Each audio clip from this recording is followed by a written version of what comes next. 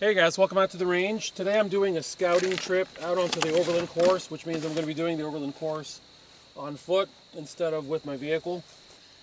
Jeepers, man! Today is Ladybug Day. Anyways, I wanted to show you guys something real quick. This is the North Face Surge Dynamite backpack. No, I'm not suggesting you get this backpack. Let me finish. So don't go looking for it, is what I'm getting at. So I've had this bag for 5 years, I think, something like that. No, I'm sorry, 6 years. I've had this bag for 6 years. And this bag will accommodate in the back pocket, which is a computer pocket. It will accommodate a I think a 15-inch laptop. However, what I do is my lower receiver goes here, my upper receiver goes here. I can actually slide a gun. This is a tablet pocket. I can actually slide a handgun here between the two, and because my rifle, the stock is, the sling is laced to the stock on the back, and it's laced to paracord on the front, it doesn't come off easily. So when I separate the rifle one half from the other, they both drop into the bag. The sling goes over the top, the bag zips up shut, and you have no idea it's there. And because this gun is in the 5-pound range, as you see it, it's not like it ruins your day when the load is in the backpack. And it helps you hide in plain sight. And of course, using a Tier 1 Citizen Improve Before Fight pull tag allows me ready access to the pocket when I need it. And it's an easy marker. This tag is an easy marker because there's one obviously on the front, and there's one on the side, and only one on the side. So I know which pocket I need to get into to get firearms out. So this is a fast way to get a gun-capable backpack, but it's not a it's not your typical gun backpack. I have made a purchase of an Everly stock cherry bomb pack, which will be here in a few days, and I'm going to show that to you guys because that bag is actually designed to accommodate a 7.5 fully assembled, sliding right into the bag with support gear and everything. Which leads me to one of the changes that I've decided I'm going to start making, because first of all, you guys have so stepped up. You have amazed me. You've stepped up, and donations and orders started coming in based on a video that I put out the other day about Tier 1 Citizen needing support, and you guys have stepped up and started just placing orders and helping me be able to stretch my dollars. And then I've also decided that I'm going to start letting you guys know whenever I need something, because I can't, guys, imagine that you go to work, and when you go to work, you do your job, you get your paycheck, and you go home and you open up your computer or your tablet or phone or whatever, and you start watching a video, and that video starts draining money out of your bank account. Well, that's what it's like for me. Tier 1 Citizen, I make slings, I make dog leashes, and then I come out here, I burn fuel to come out here, I burn ammo when I come out here, I put mileage, as it were, on my rifles, which means components have to be changed from time to time. I have to have support gear, like the invert bandolier. I paid for this by producing dog leashes and a sling for the owner of the company. That's time. That's money out of my pocket, and sometimes it drives profit back to the company. The majority of the time it doesn't, because for the amount of videos that I put out, based on the amount of income that I have coming in, there's a major disparity between the two. So I've decided I'm going to start being really bold, and like the Bible says, ask and you shall receive. So moving forward, I'm going to be very bold with you guys. In the last 2 days, I've spent a lot of money getting things for you guys, and so I'm at present sitting at $1,100 that now I have to recoup. So please make your donations. I would greatly appreciate it. So with that covered, let's get out on the Overland course and have a little bit of fun before I got to zip out of here, because now with the fallback time change, which I hate, daylight savings time, whatever, it starts getting dark very early. So let's get some video knocked out for you guys. Basically what I'm doing today is I'm doing a scouting trip on the Overland course. And the Overland course is that way and that way. And I've got a friend coming out here pretty soon. And he's going to cut a path for me with a skid steer that's got a mulching head on it. And he's going to come out here and cut a path. And we are going to make a truly accessible Overland course for you guys. That is going to be vehicle accessible all the way through, 100%, the whole thing. And yeah, I am really stoked about that, because now I'll be able to offer classes where you guys can come out with your vehicle and run the course with me. And guys, guys, if literally one person signs up, I'll run the course. Mostly because the Overland course isn't really going to make me all that much money as compared to making slings. But what it does mean is, even if it's one person at a time, I will share knowledge. There's so much on this course that you guys don't even know you don't know. And here's what's cool about it. If you treat this not as a tactical scenario, but as an opportunity to learn how to work with weapons and vehicles, getting in and out of the vehicle, finding landmarks around the vehicle, not on the vehicle or through the vehicle, but around the vehicle, getting your shot, moving safely back to the vehicle, mounting up and moving to the next position. If you learn how to do those things, then if you ever find yourself in a position where you actually have to be in your gear, in your vehicle moving, trust me when I tell you this, because I've had a stack load of vehicle training.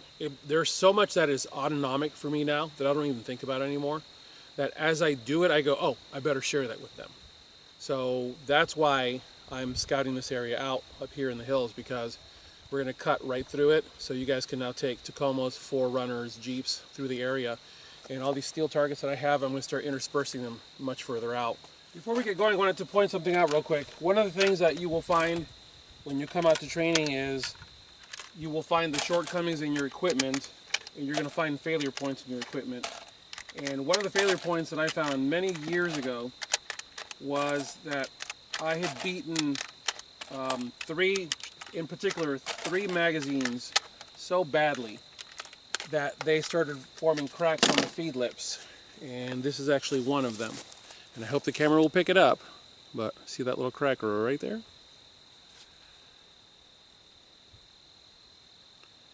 This magazine has a crack, and one of these two has a crack in it. And by the way, for those who've never actually seen this before, here we go.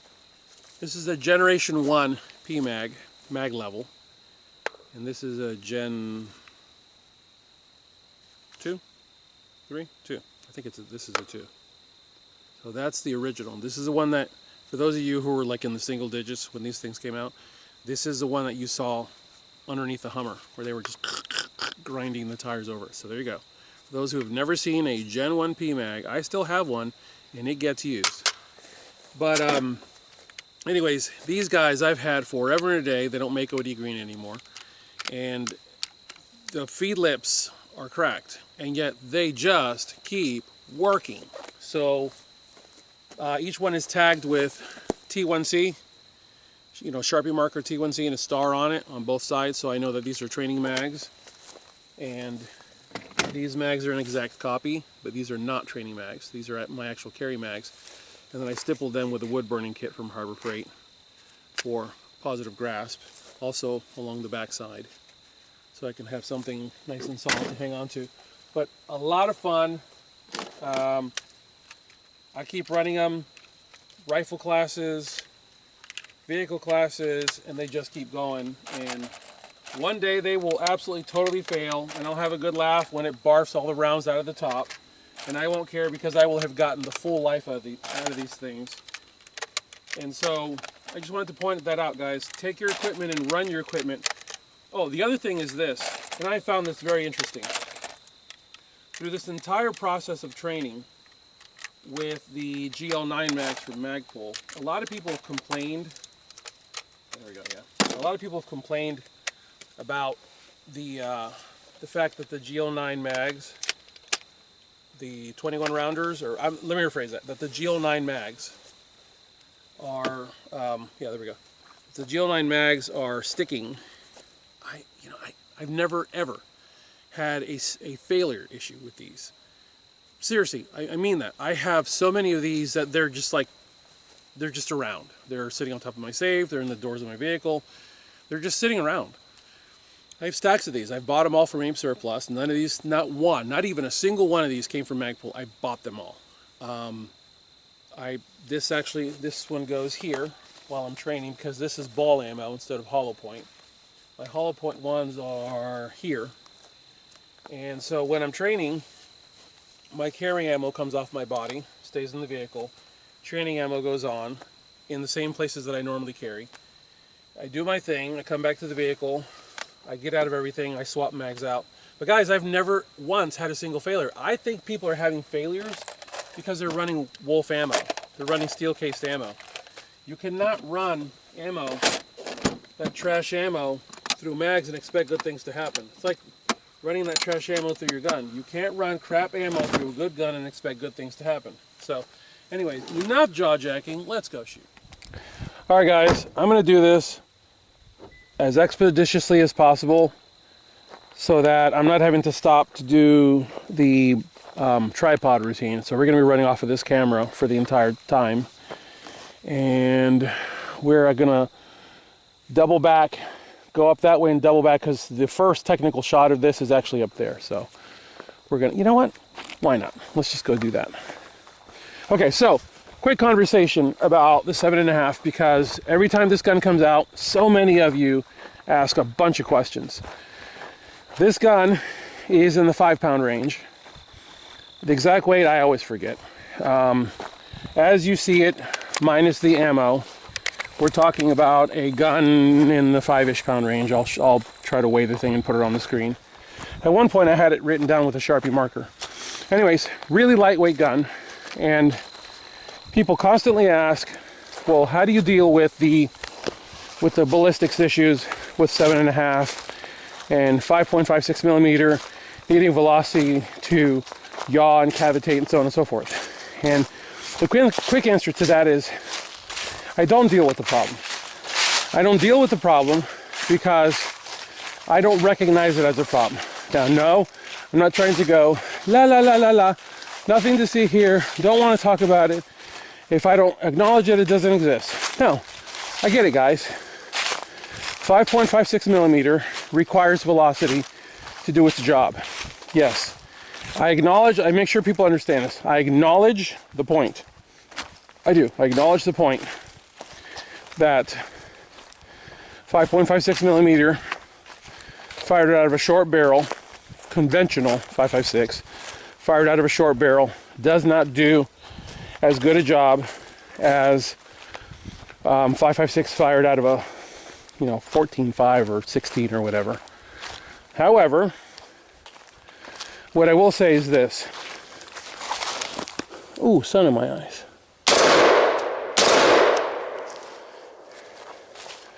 Putting holes in parts of the anatomy where holes don't belong is how you stop threats. And it's also spider web day.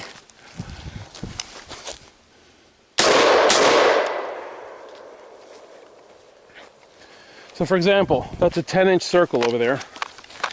I just nailed it 4 times. 7.5 fired from, M193 fired from a 7.5 will bust a level 3A armor at 75 yards. I did this years ago, and apparently one of my articles ended up in a forum. A friend of mine was on there. He can't remember if it was Daniel or Matt, one of the two, calls me up and says, dude, they're talking about your article right now. They're calling you a liar and every other thing under the sun. You need to get in here and defend yourself. I said, no, I am not going to defend myself. I said, I'm not going to get in there and defend myself. You cannot defend yourself against people who are sure of themselves. if you try to defend yourself against people who are sure of themselves, all you're going to do is ensure that you're going to get tired fighting. Because trying to defend or trying to convince someone of something that they're sure of, it's never going to happen. Let's do a headshot. Ooh, top of the head. And so, and by the way, guys, I'm not sure if the camera's picking it up or not, but there's a slight little ting. What I actually found the other day when I was shooting at the 300-yard target was that this is such a loud gun, the hearing protection could not recover fast enough to pick up the ding of the steel. So I was getting this delayed ding on the end. And it wasn't until I drove up there and I saw a bunch of hits on the target around the abdomen that I realized I actually was hitting.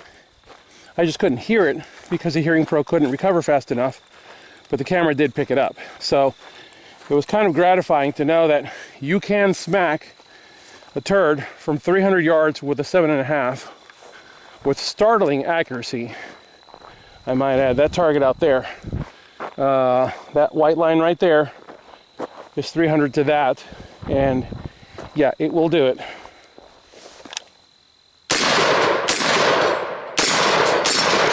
You know what? Let's do it just for fun. I'm going to turn the optic down for this.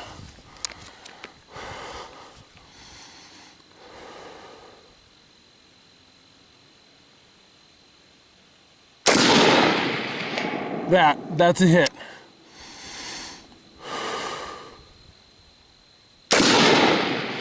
That's a hit. Now I'm going to show you, this is in the dirt. Notice the lack of ding.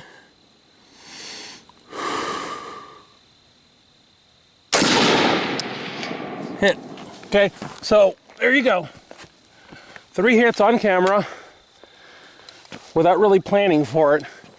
Guys, stop talking about inaccuracies. And when we pass up there, I'm going to show you those hits are not keyhole marks. These rounds, standard M193, this is how you know it's M193, red primer, or I'm sorry, red waterproofing compound on the primer, lets you know this is M193, and also the annealed casing. Okay, so run of the mill M193 300-yard shot. A lot of yak is spent talking about it, but the fact of the matter is, if I smack you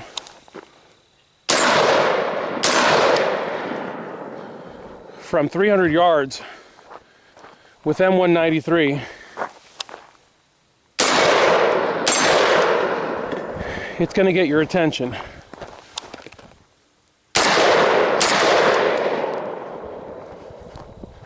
There's another guy around here somewhere. There he is.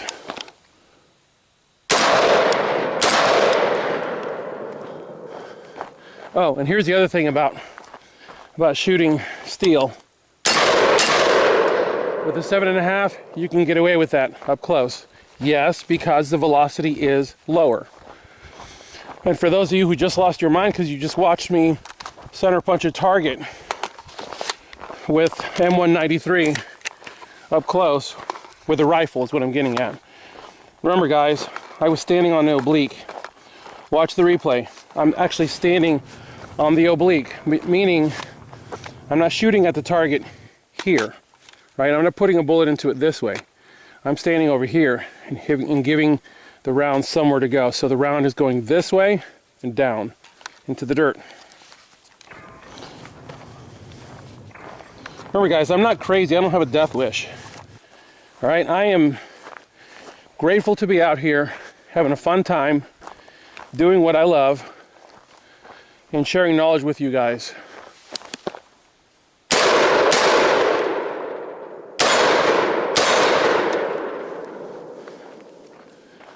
Okay, we are, I'm going to say 175 yards. Hit. Hit.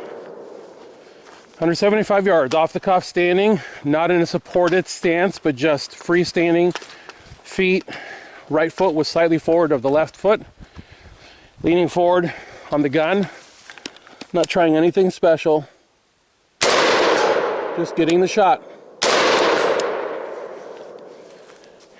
Remember guys, so much energy is spent browbeating those of us who choose to run shorties. And the resounding theme over and over again that I give people is, if you put holes where holes don't belong, the person's behavior is instantly modified and they want to hightail it. You've hurt them. The other thing that I found interesting was, when I was doing vehicle training, was that 7.5 was zipping, excuse me, was zipping 5.56 rounds through vehicles consistently. I was getting shots through where 16, 18, 20-inch barreled rifles, 5.56 308, 12 gauge AK, you name it, bullets weren't making through the vehicle. And the only thing I could attribute it to was slower velocity. Someone who's far more educated on this type of thing than I am, please get in the comment section, talk about it. But guys, I know what I saw, and it was verified by a bunch of individual people, and they saw it too. All right, here's your proof. Look at these hits.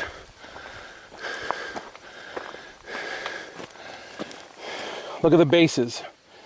You're always going to have like a little donut smack. Round, round, round, round, or circular, circular, circular, circular, circular. Everything is circular. None of these, actually let me show you a keyhole.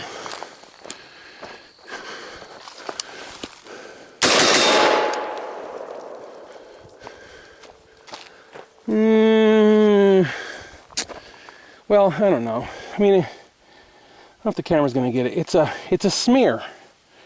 Keyhole rounds, and I've seen them before. Keyhole rounds kind of leave a shape of themselves in the target when they impact.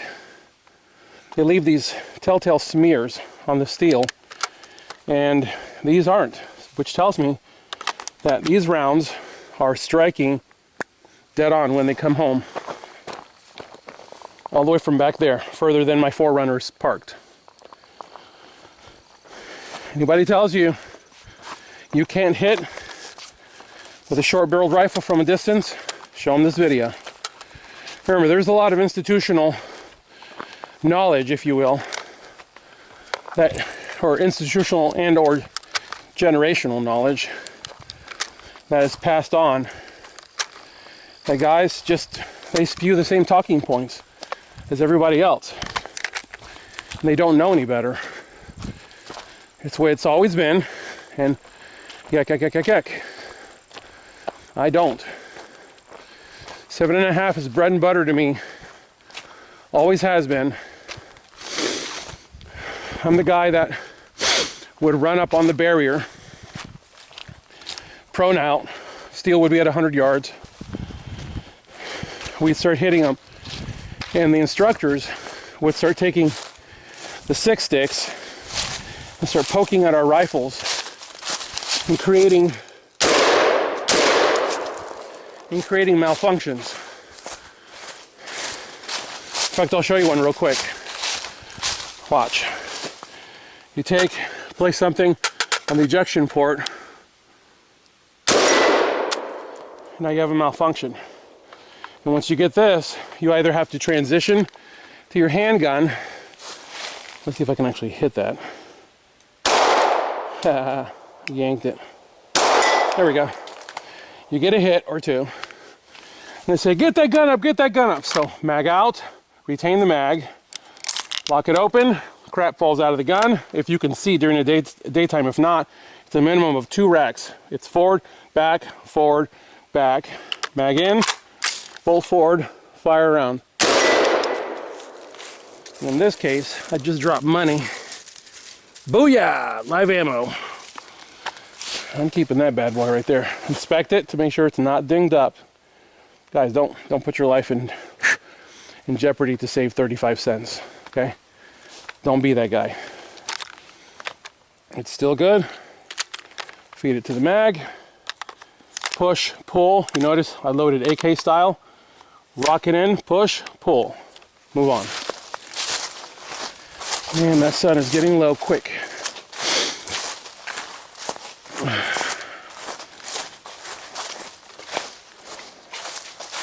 All of this is going to get cut through. We're going to make a path wide enough to drive a 4Runner right through here. This is going to be really cool. So basically you would get up into here, over there. You would stop. You'd go, get back in the vehicle and keep moving.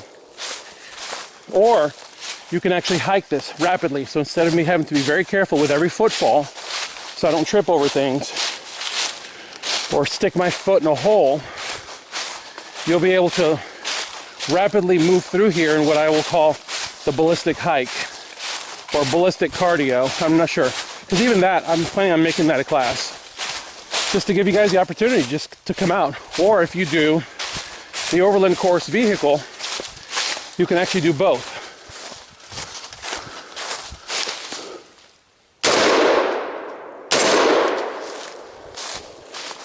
You notice, guys, that I'm not going pop, pop. I'm making sure that I'm getting a consistent hit on target. I want to make sure that what I'm hitting, that where the bullet is going is precisely where I'm looking, being mindful of my offset, because while this gun's offset is not terrible, this is what my optic is seeing, and this is what my round is seeing, and we're talking about less than, I don't know, 2.5-ish inches or so. So there's not a huge disparity between here and here, but there's still, excuse me, there still is enough that with 100-yard zero, I have to be mindful of shot placement. Ooh, that's going to be an interesting shot.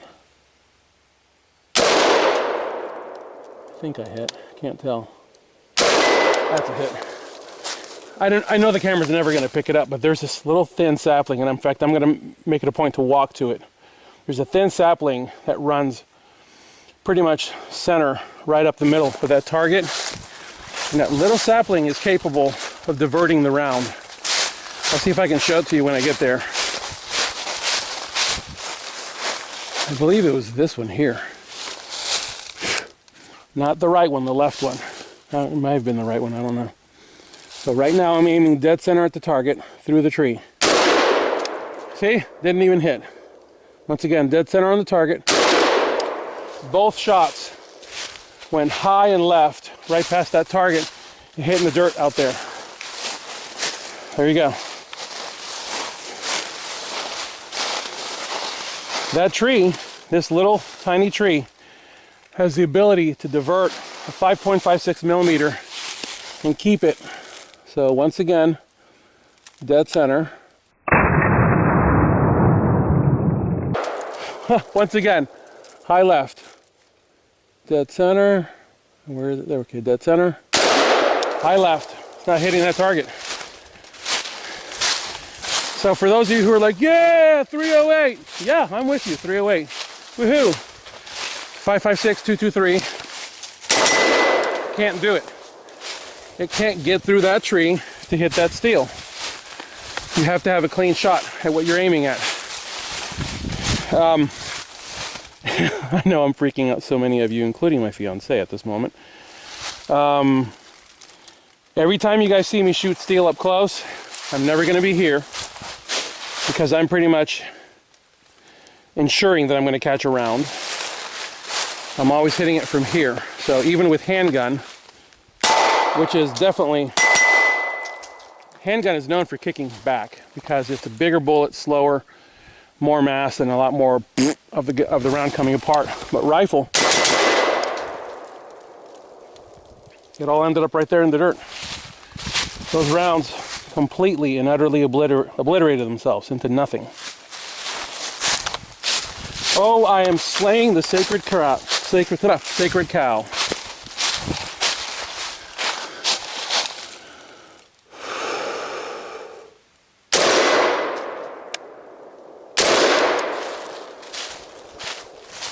And I know someone's going to ask the question, so yes, I'll answer it. Yes, I would hit a target that close on an oblique with a 10.5, an 11.5. I've done it with my 13.7.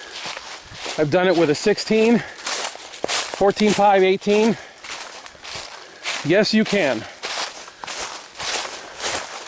Reach the end of the course, smack the target, head back. Oh, by the way, the Overland course will come through here. That's the fence line between the two properties. I believe my friend Don now owns all of that too, but he's kept the fence up here, so we're not going to push it. We're going to do a hard left. We're going to go down. It's a fairly steep hill. We're going to go down that hill. It's going to wrap around all the way to the back of the property, and it's going to square back up. So this is a massive rectangle. Cut left, down, cut left along the back of the fence line, all the way to the midpoint, that road that you saw me hike up on, back up over the hill, and then back down the hill. You guys are going to have so much fun. Oh my goodness, you're going to have so much fun. And you guys are finally going to get a chance to see why I love the Overland course. But remember, even with that vehicle, the class known as the ballistic hike is going to be out here. We're going to shoot and scoot. It's going to be a lot of fun, guys. Come out here and you'll be able to get your heart rate up. You'll be able to test all your gear for moving across terrain. And you'll be able to really test yourself too.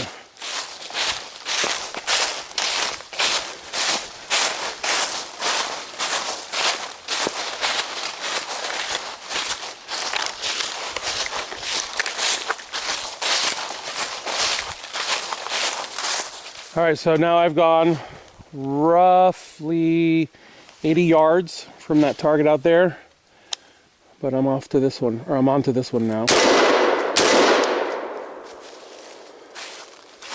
So the whole way, actually, you know what, we'll try that long shot. The whole way back, you're basically taking shots over your shoulder.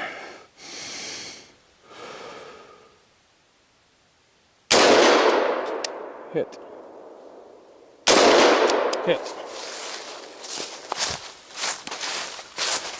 But SBRs are inaccurate. SBRs are... Guys, just the other day I watched a video done by a guy who really ought to know better, talking about short-barreled rifles. And he's like, you know, yeah, historically, they're unreliable. Historically, they are inaccurate. On and on and on and on. I'm like, yeah, dude, like 30-something, 40 years ago. Guys, 7.5s have been a thing for a long time. I'll tell you what made them inaccurate.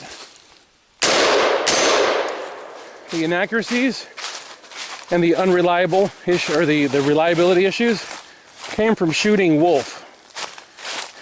Every time I've seen a failure, the operator has been shooting wolf, steel-cased wolf. Because remember, guys, wolf gold, that's good ammo. Steel-cased wolf, garbage. Either that, or they're shooting no-name reloads from their friend Bob or something.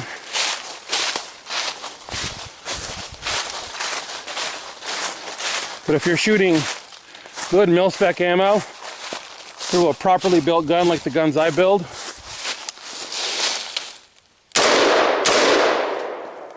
I did hit, didn't I? Okay, yeah. If you're shooting a quality built gun, you will get good results. Man, that gun is hot. Ooh, that's getting warm.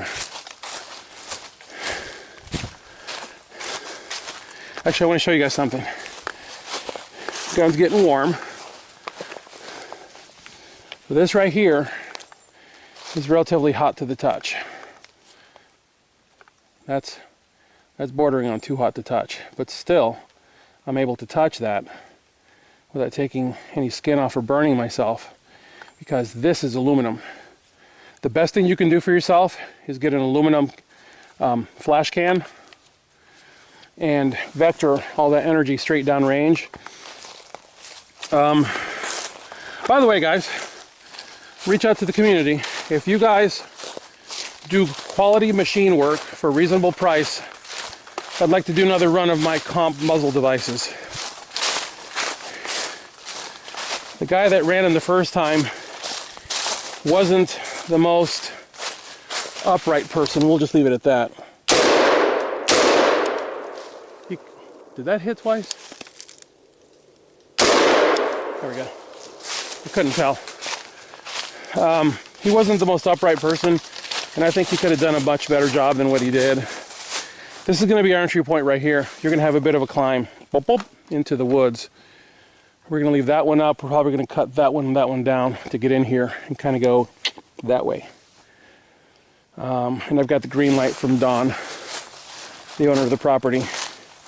I called him up the other day and he goes, you know me, I'm all about trails. Just be careful. Don't point guns or don't point muzzles where they don't belong, which is that direction. So Don, everything is going that way. You'll enter here, go up and in. You'll go all the way back, 200 yards, I guess it is.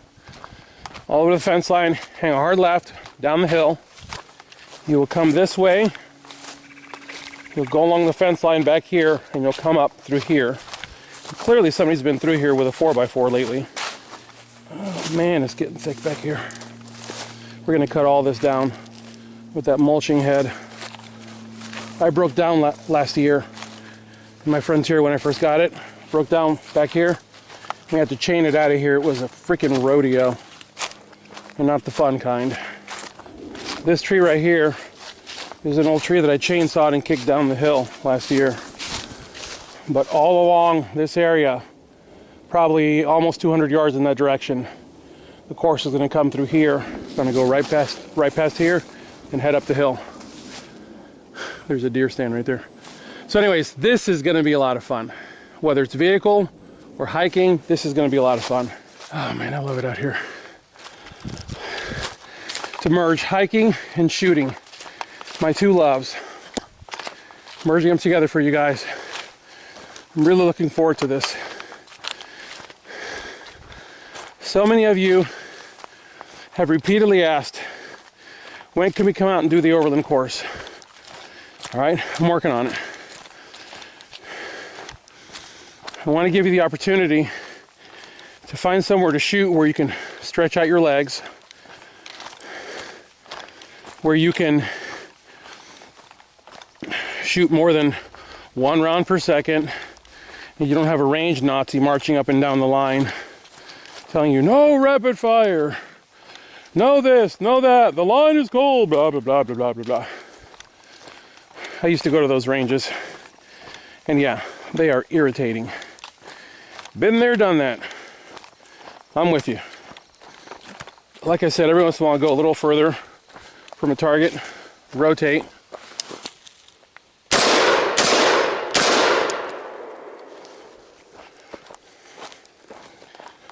I'd love to have enough targets to have this course completely reversible, but I don't have that yet. So if you make targets and you want to donate, by all means, send me some of your targets. I'll do a video on them. And because I have so much experience shooting steel, I'll give you pointers on how you can improve your product. And all it'll cost you is the cost of targets.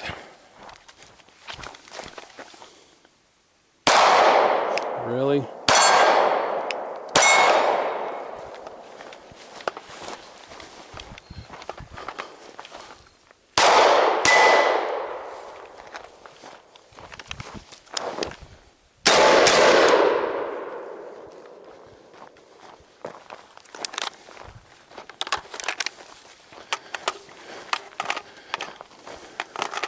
When we get back up here, I'll give you guys some more 300-yard shots just to show you that even when this barrel is hot as blazes, 7.5s don't zero shift all that much, because you're only talking about that much barrel, and the barrel is usually pretty beefy, so there isn't a lot of drifting that occurs.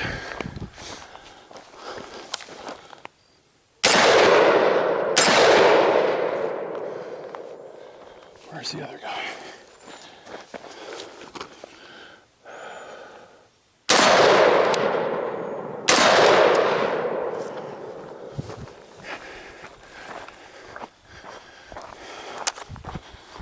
Oh man, I'm getting close.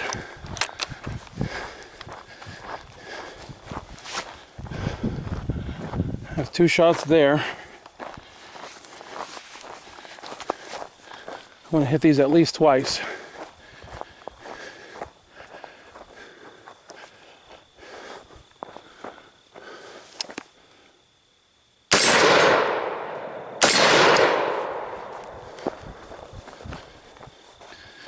All right, 300 yards.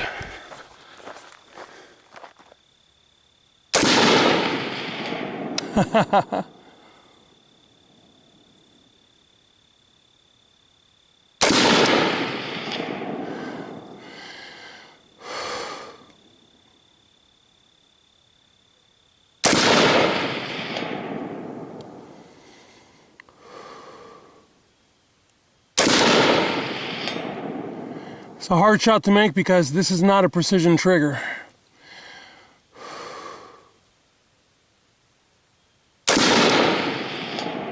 Put the dot on his head and you hit him in the abdomen.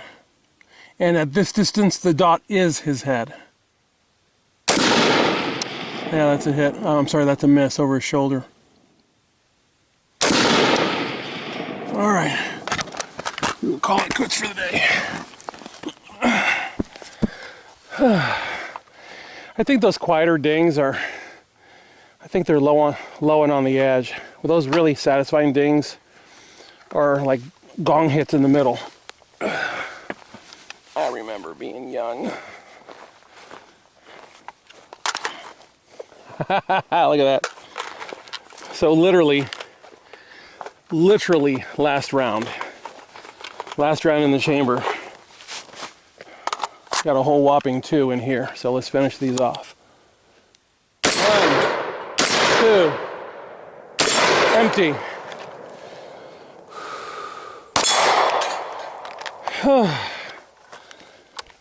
Mommy, that was a butt kicker.